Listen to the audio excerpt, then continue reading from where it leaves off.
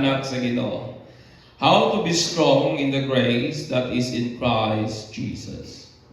Unsaon man nga magkalikon kita diha ba sa grasya sa Ginoo nga diin naagyod kang Jesus Christ nga iyahang anak. Ang atong text makita nato in the book of 2 Timothy 2:1 paingon sa 7. Ingon siya dali. You therefore, my son, be strong in the grace that is in Christ Jesus. And the things that you have heard from me among many witnesses, commit this to the faithful man who will be able to teach others also. You therefore must endure hardship as a good soldiers of Jesus Christ.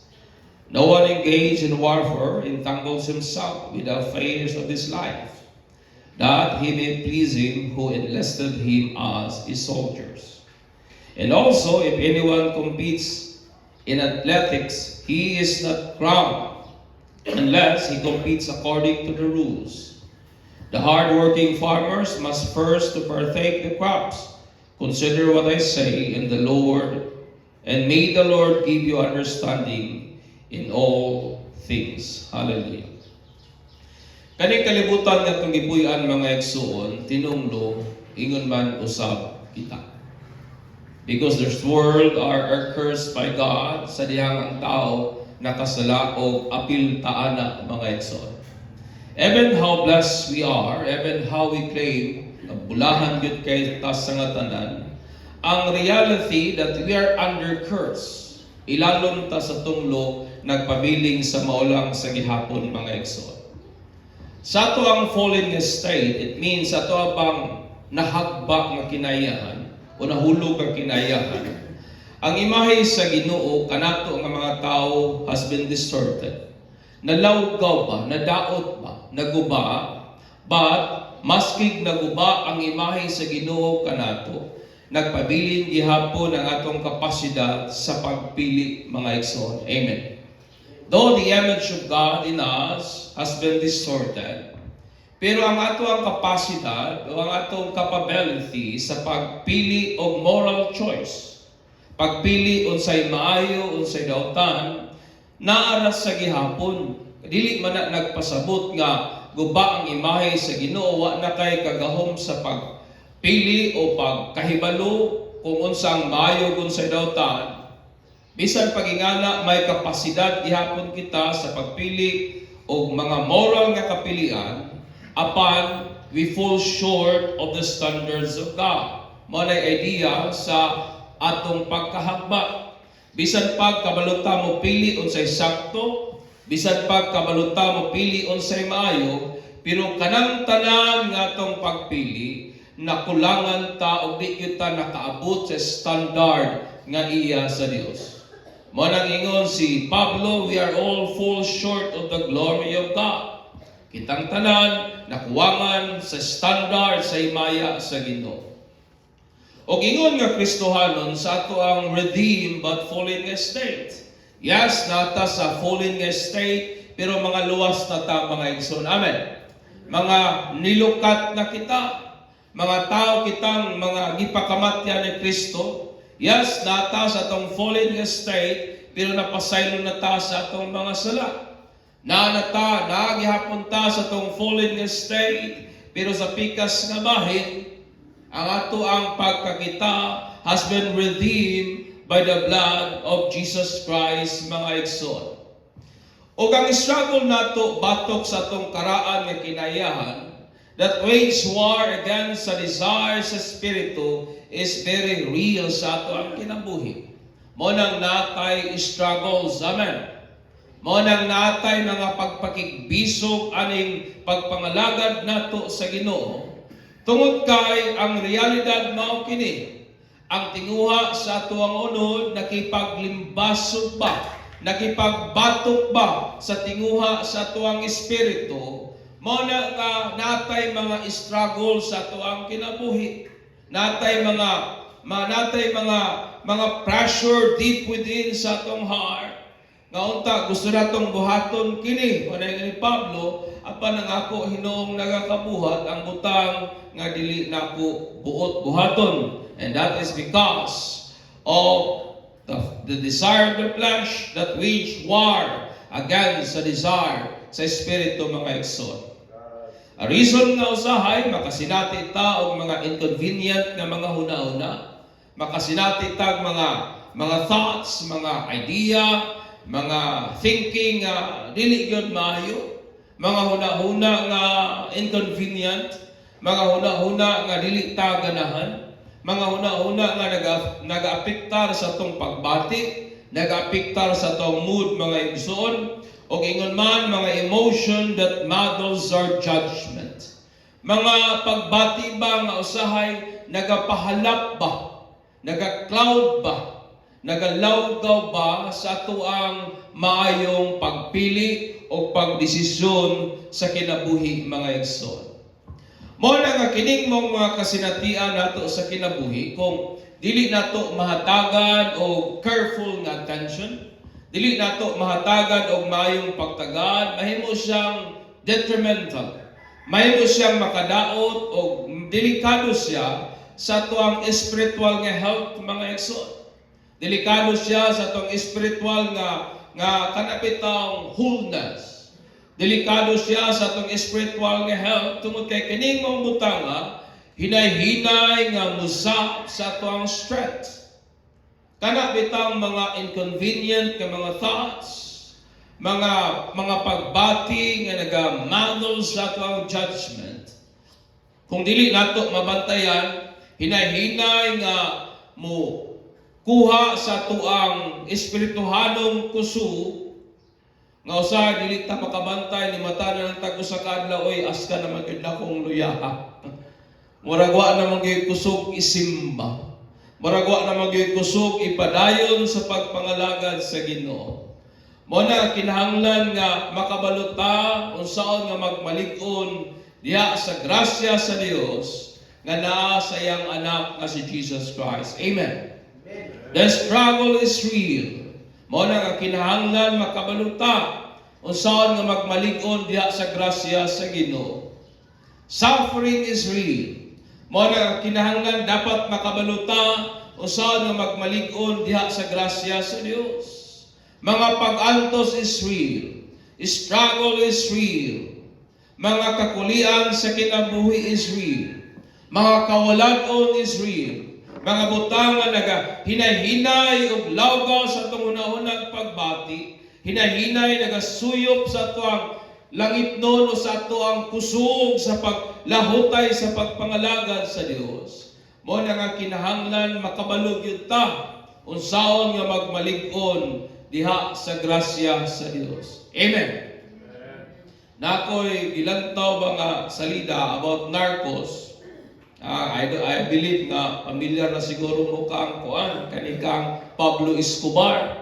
Usa man na siya ka well-known nga narcos o head ba sa kanang hawod-hawod sa gapamaligyag cocaine sa Colombia. Niabot ang time nga grabe na ang hunt sa iya sa mga tao kay ano naman siya, shoot to kill naman. Tawag sa iyang asawa na kaning babae kay dali man gani makanabitang matandog sa mga pagsuway ba. Iya man itong gitawag ng pagsulay lang daw to. Yang lina na yung asawa ko, my love, ano sa dito? Be strong. Kanigaling mga tao mag-ilang Ginoo, ilagaling ginahagit ang uban nga magmalikon, kita pakaha. Amen. Amen. Kita pakaha nga may Dios nga likon nga nagalikon nato. And here's how mga igsoon saan nga magkalikon kita in the grace that is in Jesus Christ. Una, be plan committed. Dapat komitado kita sa plano. And verse 1 and 2. Ang purpose po, usahay nagakalibog ta ba? Dili nato usahay nagaka-differentiate ang kalainan sa plan, sa goal, and sa purpose. Dako nagkalainan igsoon. Ang purpose, nag-refer ka na siya sa reason for which something is done or created. Nagisgot ka na siya sa rason nga nung kanang butanga, buot nimo, or nganong kanang butanga nahimo man kana siya. It talks about reason. Ang goals naman are a specific, measurable target that an individual set to achieve a desired outcome. Kung mayroon ka og goal, it means butang nga gusto nimong makabot anang panahon na. May giset na ka nga panahon aron nga kana nga mong butang nga imong makabot or mo resulta og both nimong resulta, my friend. Ang plans naman are the detailed strategies and action designed to reach those goals. So ang plano mo na yung mga detalyadong mga pamagi, detalyadong mga lihok nga pinaagi niya na maabot ka sa imuhang buot. Maabot ka sa imuhang goals, mga igsoon. Simply as this, kung nakay plano nga magpaniwang, and that is your purpose. Napabata diha. Nakay plano mag-lose of weights, kamo dako na yun kayo ka, and that is your purpose. O gusto nimo nga ma-lose ang imong weight within 3 months. Gusto ka nga muniwang ka sulod sa 3 ka bulan, 1 ka bulan, o 1 ka tuig, then that is a goal. Ang ano man, na makay-set nga time. Sa pikas nga bahin, in order nga makalose ka og weight, then ingon ka, mukaon ko, less carb na ko karon, more fiber, less na ko sa mga protein, mas daghan ng fiber akong intake, and then maghimo na ko og daghang mga physical nga activities or mag-jogging na bakaha ko, etc. And that is the plan. Nakuha ninyo? Mo na plano igsoon, mga detalyadong butang nga imong ginabuhat para makapot nimo ang imong desired nga goal sa kinabuhi. Si Timothy was charged by Paul to commit all things nga iyahang nadunggan. Sa Timothy, na ako'y i-charge nimo. Itudlo kining mga butanga nga imong nadunggan gikan kanako. Nga ginatudlo nako ngadto sa mga kaigsuonan. O kining mga butang i-commit usab nimo to the faithful man who will be able to teach others also. Amen. Mao na ang charge ni Pablo ngadto kang Timothy. So tungod ani nga cause, Timothy must be strong in the grace that is in Jesus Christ. Naay mission sa Timothy nga gihatag ni Pablo. O tungod niya ning rason na kinahanglan siyang magmalig-on diha sa grasya sa Ginoo, diha kang Jesus Christ. Sa dihang si Joshua, mga igsoon, was chosen by God to lead His people to the promised land. Nakadawat usab si Joshua og direct na command gikan sa Ginoo, ug unsa man na ingon ang Ginoo, be courageous and be strong. Amen. Sa ingon sa Ginoo, magmalig-on ka, magmaisog ka, nganuman, because He will going to lead His people to exploit and possess the land. Tungod sa rason nga giyahan ni Joshua ang mga katawhan sa Ginoo para ilang i-exploit, ilahang i-possess ang yutang saad, my friend. Kinahanglan usab siyang magmalig-on because they are going to face and battle nation more numbered and mightier than them.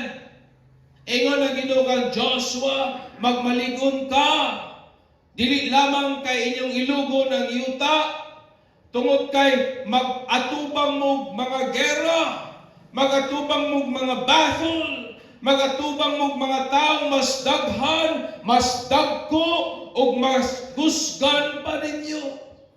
Ang purpose was to possess the land. Ang plano, my friend, was to defeat all the inhabitants of the land.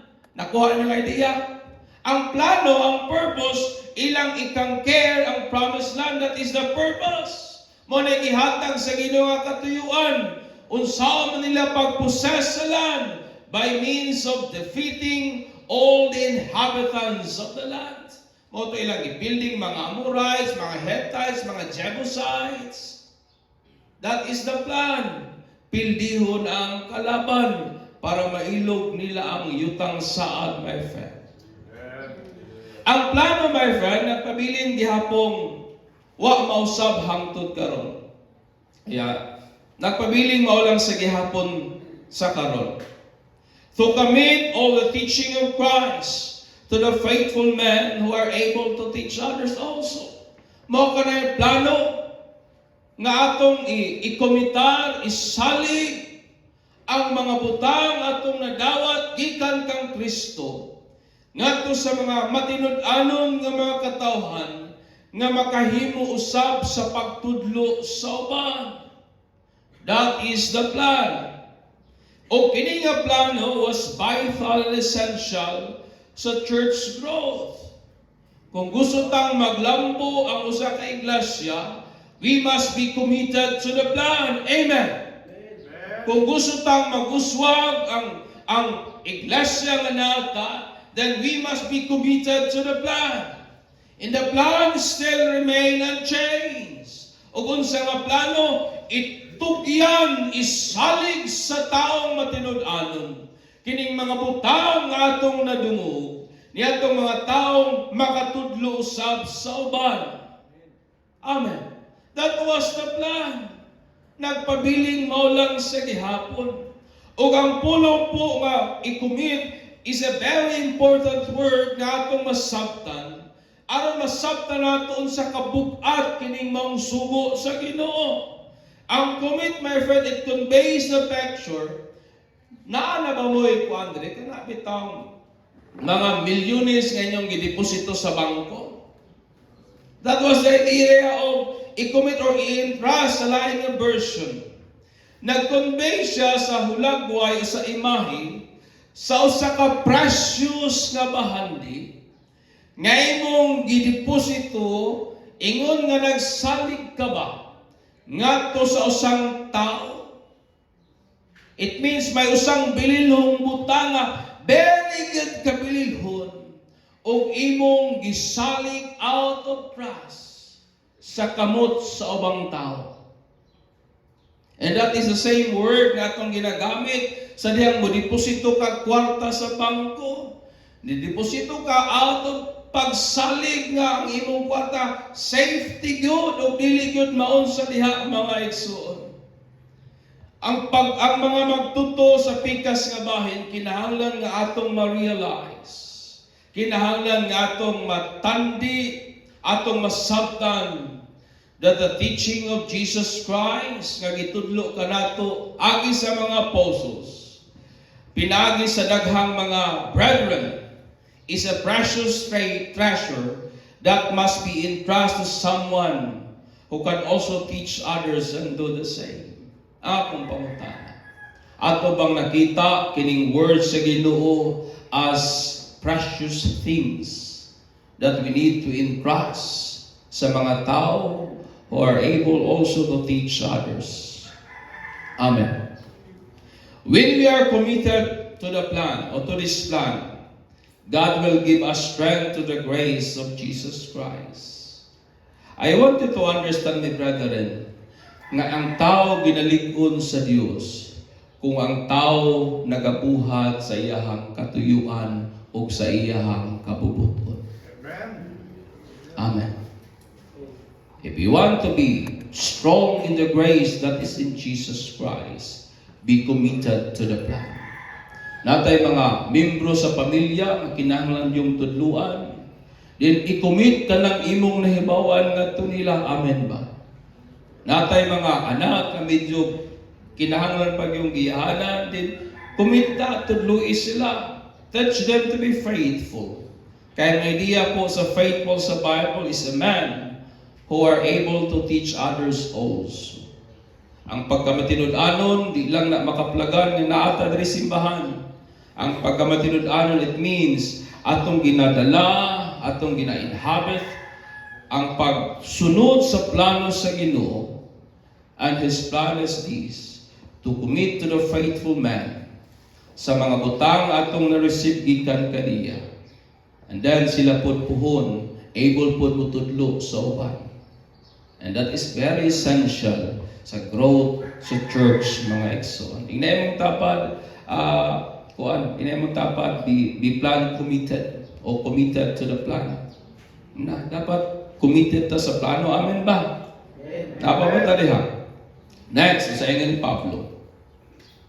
And 3 and 4, be God pleaser.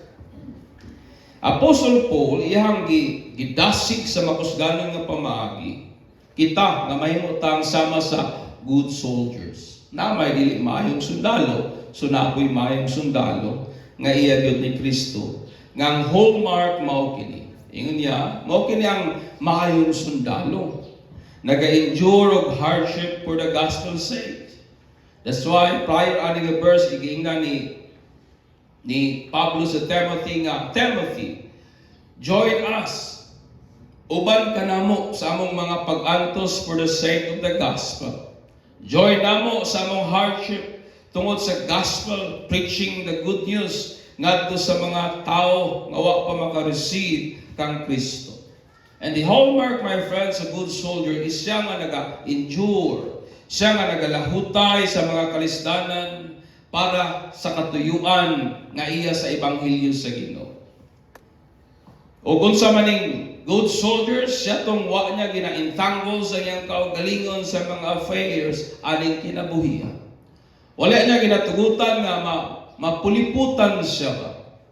Mahiligtan siya o may ginapos siya sa mga affairs, sa mga business, ani lamang kinabuhian. Mga issue that pertains only to this life. Wa niya gitugutan nga ma-entangle sa iyang kaugalingon. Sa rason nga buot niyang mapasidunggan o malipay siya, ingon pa si Pablo, nga nag-enlist kaniya sa maong posisyon. Ang maayong sundalo is the one who want to please his commanding officers. Amen. Ang maayong sundalo siya nga gusto niyang mapasidunggan ang iyahang commandant, that he wants to please him who called him. Sa akong kaso, siya nga nagtawag kanato is mao gyud si Kristo Jesus. Amen. In our case, siya nga nagtawag kanato mao gyud si Kristo, ang anak sa buhing Dios.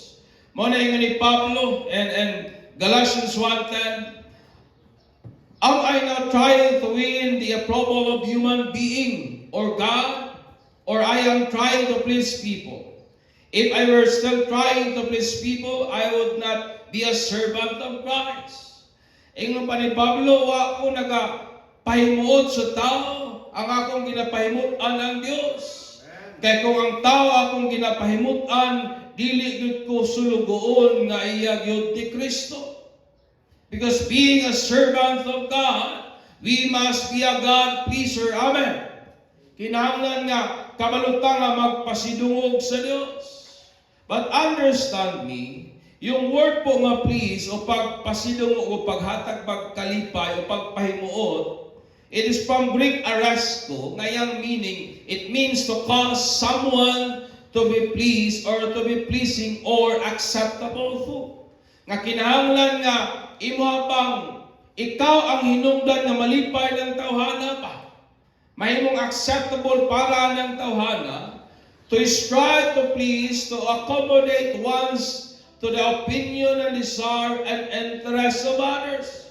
Nga sa pikas nga bahin, imo bang ipahaom, imo bang ipauyon ang imong kaugalingon sa unsay gusto, tinguha, interest o pangandoy sa kung kinsa man ang tao nga buti mong pagapasidunggan mga igsoon. Amen. In short, ang tao nagapahimuot sa Dios is the one who accommodate himself to the desire, pleasures, and the will of God. Ang taong nagapahimuot sa Dios, siya itong tao ngayang ginapauyon ang iyang kaugalingon sa unsay tinguha, unsay kalipay, unsay buot sa Dios para niya, my friend. We naman please God. Sa diyang ang tao iyang mapasidunggan ng Diyos, unta dili na tumalimtan ang ingon sa Ginoo in the book of Nehemiah 18 sa ingon sa Bible, the joy of the Lord is our strength.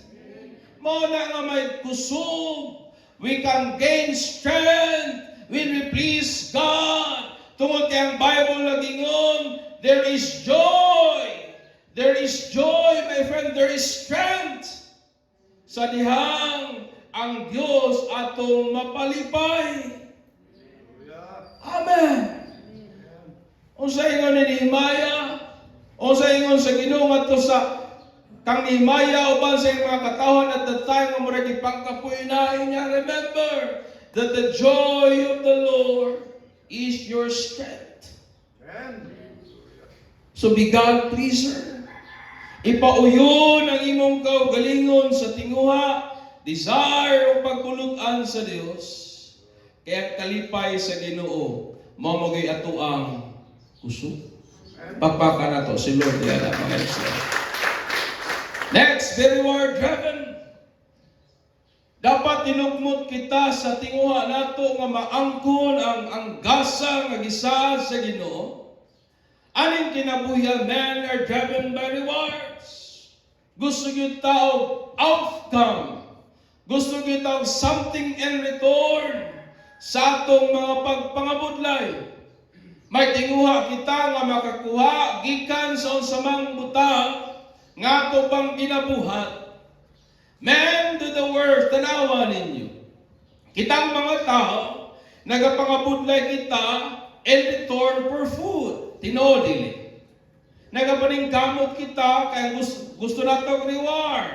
And that reward could be pagkaon sa atong lamisahan. Nagapaningkamot kita uban sa pagtuon kay gusto silang credentials sa kinabuhi as a reward sa ilang mga pagpaningkamot. Ug uban pa mga exinichurch, men are driven by rewards.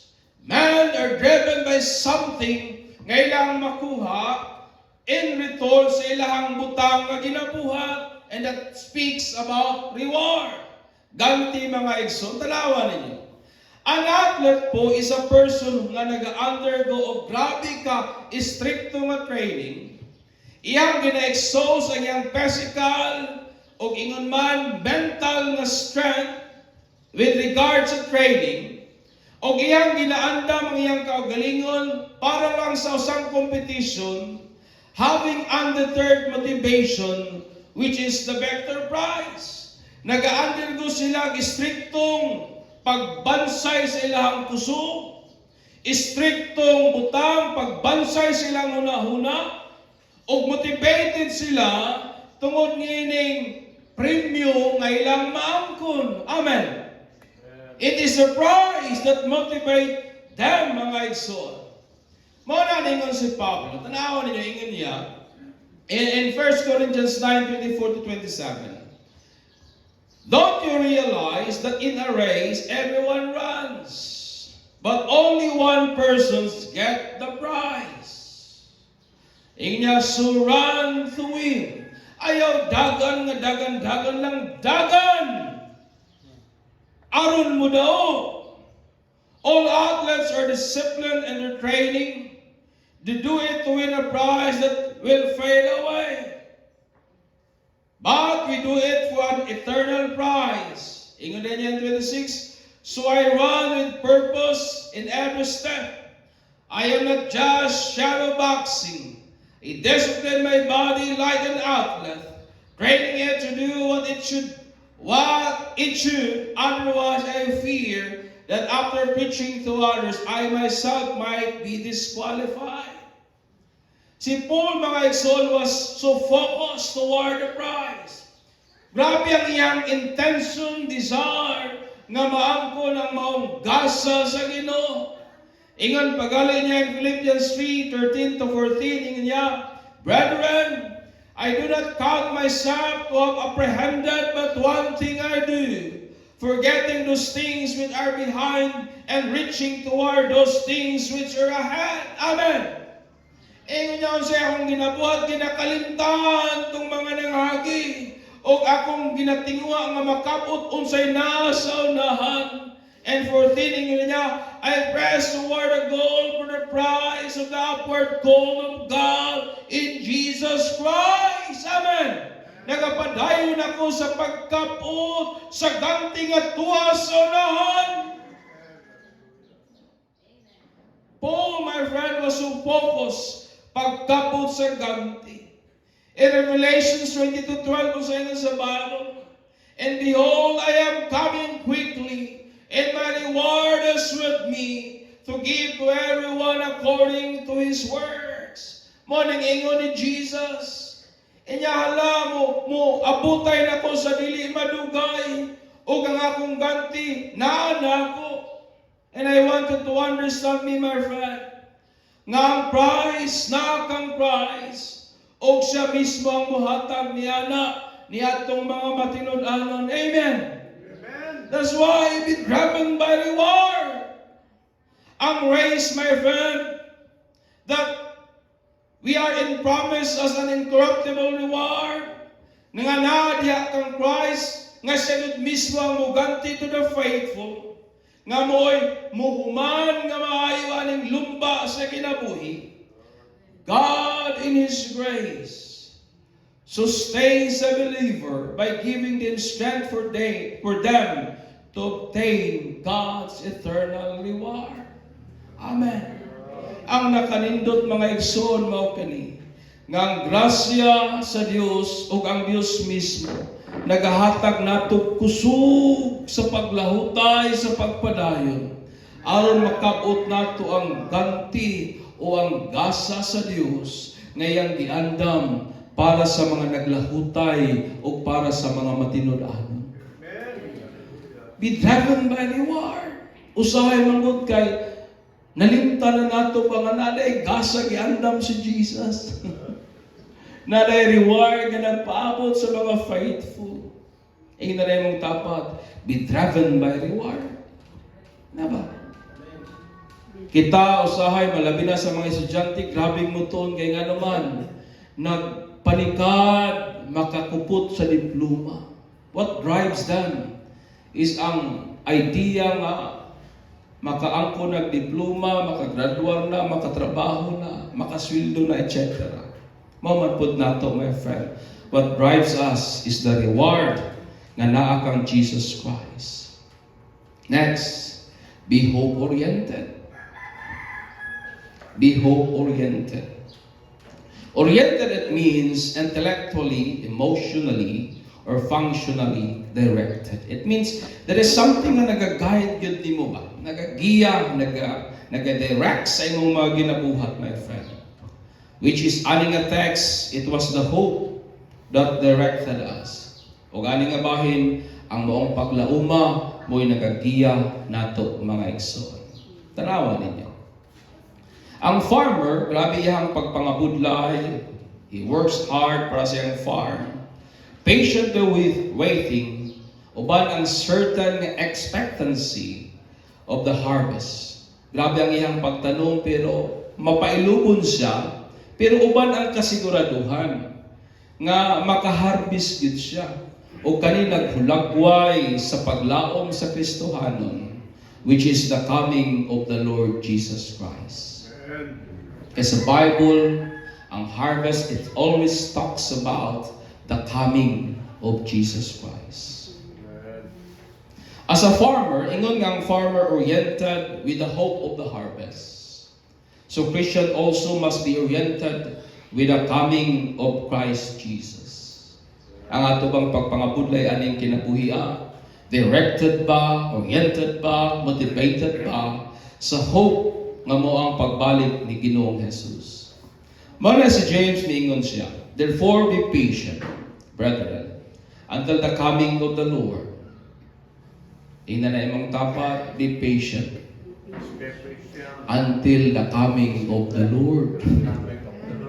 Wapagali ni undan, wapagali ni balik si Lord, nawad na tag-patient. Maning sa Bible, until the coming of the Lord. Ingat din siya, see how the farmer waits for the precious fruit. Siya tanawa, giyon sa paghulat sa mag-uma sa bililhong bunga sa ilahang mga paghagok. Waiting patiently for it until it receives the early and later rain. You also be patient. Establish your heart, for the coming of the Lord is at hand. Tungod kay sa ingon sa Bible na book of Isaiah 40:31, because those who hope in the Lord will renew their strength. Amen. Lisod para nato ang malig-on diha sa grasya sa Dios if we are not oriented sa maong paglauma the coming of the Lord Jesus Christ. O ang Bible nagingon, those who hope in the Lord, they will renew their strength. Magkalabas ang ilahang kusog, mga ekso. Nina yung taba, be hope-oriented. Be hope-oriented.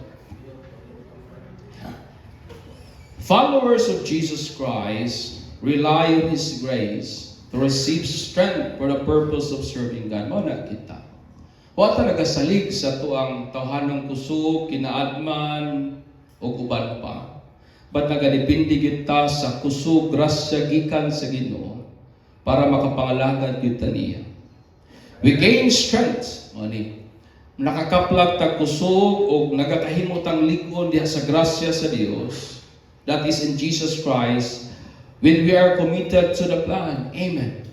Sa dihang komitado ta sa plano ug mao nang planuha, i-commit ngadto sa mga faithful men who are able also to teach others. Remember that if you are doing the business of God, God will give you strength. Amen. Kung atong ginabuhat ang iya sa Dios, ligunon yun ka sa Ginoo. Sa when we accommodate ourselves to the will of God above and beyond our own desire, that is the word being God-pleaser. Nga to bang pahiluna, pahao mga tong kaugalingon sa tinguha, gusto, kagustuhan, plano, desire, intent, purpose sa Ginoo, above and beyond. Labaw kaysa unsay atong gusto, mas atong unahon ang gusto sa Ginoo. Labaw kaysa atong gibati, mas ipalabi nato unsay gusto sa Dios, above and beyond. That is being a God-pleaser, my friend. When you are driven by eternal reward that cannot be corrupted, with Christ Himself will give us. Sa dihang tinukmot kita nining eternal na reward, ingon pa ni Pablo, sila naning kamot na naghago, gibansay ang kaugalingon, para lamang sa ganting madunot o di mulungtan, apan kita atong ginabansay, ginatrain ang atong kaugalingon as an athlete to gain the reward, which saying ni Pablo, the imperishable, the incorruptible reward which Christ Himself will give us, my friend. Amen. So be motivated by eternal reward. And when we live daily in hope of the coming of Jesus Christ. Sa pikas nga bahin, kung nagapuyo po matag adlaw sa maong paglauma, o kanang paglauma, mao gyud ang pagbalik ni Ginoo Jesus. Ikaw ako, nagakalingon kita diha sa grasya sa Ginoo, kung kumitado ta sa plano. Nagakalingon kita diha sa grasya sa Dios, kung sa pikas nga bahin sa atong mga ginabuhat sa kinabuhi, siya gyud ang atong ginatinguha nga mapasidunggan. Nagakalingon kita diha sa grasya sa Dios, kung atong tinguhan, maangko ng reward ngayang giandam para natong tanan. Nagakalingon kita diha sa grasya sa Dios, kung matag adlaw nagkinabuhi kita sa maong paglauma, nga mobalik si Jesus sa dili madugay. Amen. That's why po, be strong in the grace that is in Jesus Christ. Manindog ta